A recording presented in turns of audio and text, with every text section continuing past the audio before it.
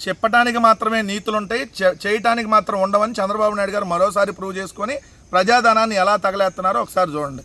పెట్టుబడులకు ఆకర్షించడమే లక్ష్యం అంట. ఏం పెట్టుబడులు ఆకర్షించావా? ఇన్నిసార్లు విదేశీ పర్యటనకి వెళ్ళి మళ్ళీ ఇప్పుడు సిగ్గు లేకుండా మళ్ళీ సింగపూరు. మొన్నే కదా విదేశీ పర్యటనలు తగ్గించుకోమని చెప్పి ప్రధానమంత్రి మోడీ గారు అన్నీ చెప్పారని చెప్పి మీరు ఎక్కడికొచ్చి బహిరంగ సభలు పెట్టి మరీ డబ్బులు తగలేసి మరీ చెప్పారు.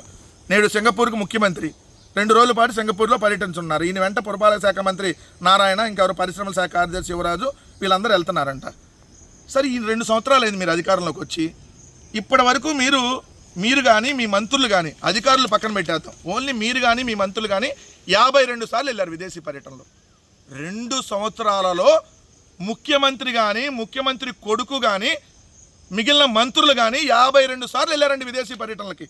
యూరప్లో ఎంజాయ్ చేయడానికి ఫ్యామిలీతో వెళ్ళాడు ఒకసారి చంద్రబాబు నాయుడు గారు, అనధికార పర్యటన. క్రికెట్ మ్యాచ్ కోసం దుబాయ్ వెళ్తారు, శ్రీలంక వెళ్తారు. Dubai, Abu Dhabi, Australia, America, Canada, London, Singapore, Russia, Colombo, ఈ దేశాలన్నీ తిరిగి వచ్చారు 2 సంవత్సరాల్లో ఆంధ్రప్రదేశ్లో ముఖ్యమంత్రి కానీ మంత్రులు కానీ. నారా లోకేష్ అయితే 13 సార్లు విదేశీ పర్యటనలు చేశాడు. 10 సార్లు ఏమో అఫీషియల్గా, 3 సార్లు అనఫిషియల్గా. చంద్రబాబు నాయుడు గారు 8 సార్లు వెళ్తే 7 సార్లు అఫీషియల్గా, 1 సారి అనఫిషియల్గా. అనగాని సత్యప్రసాద్ ఒకసారి, సత్యకుమార్ యాదవ్ ఒకసారి, కొండపల్లి శ్రీనివాస్ ఒకసారి, అచ్చెన్నాయుడు 2 సార్లు, ఫరూక్ ఒకసారి, అనిత ఒకసారి, టీజీ భరత్ 4 సార్లు, Narayana and Gottipati Ravi and BC Janardhan Reddy కలిపి ఒకసారి, నాదెండ్ల మనోహరు 2 సార్లు, మళ్ళీ బీసీ జనార్దన్ రెడ్డి సపరేట్గా ఒకసారి, నారాయణ 4 సార్లు, గొట్టిపాటి రవి ఒకసారి, నారాయణ, మనోహరు, అచ్చెన్నాయుడు, సత్యకుమారు, సత్యప్రసాద్, బీసీ జనార్దన్ రెడ్డి అందరు కలిపి ఒకసారి, కొల్లు రవీంద్ర ఒకసారి, చంద్రబాబు లోకేష్ కలిసి ఒకసారి.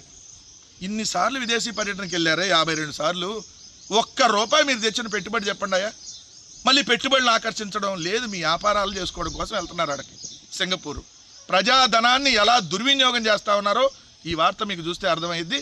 52 సార్లు ఆంధ్రప్రదేశ్ రాష్ట్రంలో 2 సంవత్సరాల్లో ముఖ్యమంత్రి కానీ మంత్రులు కానీ విదేశీ పర్యటనకి వెళ్ళొచ్చారు. ఏమన్నా వచ్చిందంటే గుండు సున్నా. దావోస్ పోతేనే గుండు సున్నా, ఇంకేడకపోతే ఏమొచ్చింది? ఎంజాయ్ చేయడానికి వెళ్తున్నారనేది వాస్తవం. నేను రాయలా, మింగటానికి అదేంటి మెతుకు లేదు, మేసాలకు సంపంగి నూనె లాగా ఈ మంత్రుల టూర్ లేదని చెప్పి అదే ఆంధ్రజ్యోతి రాసింది.